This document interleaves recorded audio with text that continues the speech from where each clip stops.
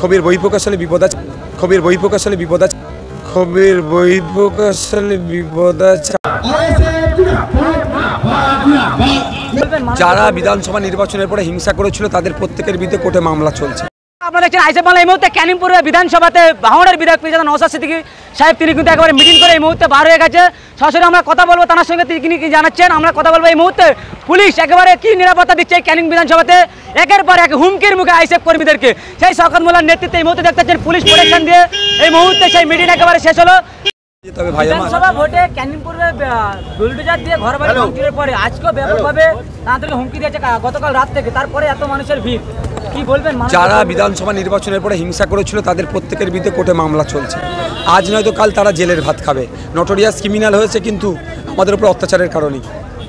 একাধিক এলাকাতে অভিযোগ উঠছে পুলিশের ড্রেস পরে আইসেফ কর্মীদেরকে হুমকি দিয়েছে, কি বলবেন? সেই জন্যই বলছি পুলিশ বন্ধুকে জানিয়েছি সেটাকে দেখে নিতে বলছি যে পুলিশ বন্ধু যাতে সঠিকভাবে এটা ব্যবস্থা গ্রহণ করে।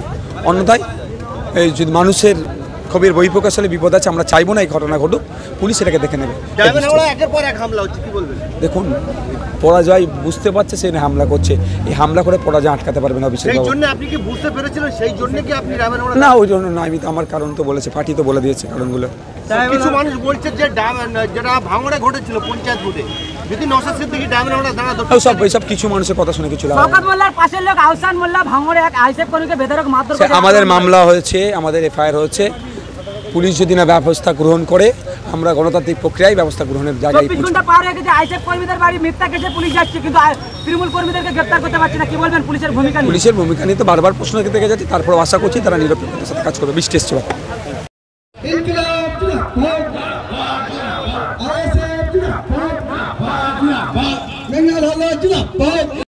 আমি চন্দনেশ্বর থেকে চ্যালেঞ্জ করে যাচ্ছি, কত টাকা বিজেপির কাছ থেকে নিয়েছি শুধু এই সংখ্যাটা করে বলে দিই।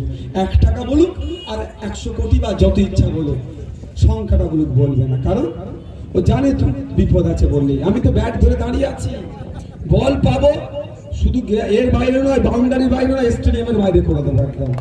শওকত সাহেবকে তাদের সরকার এখন ক্ষমতায় আছে, তাদের সরকার এখন ক্ষমতায় আছে, বিধানসভা টিভিটা চালু করতে বলুন, তাহলে বিধানসভার মধ্যে গিয়ে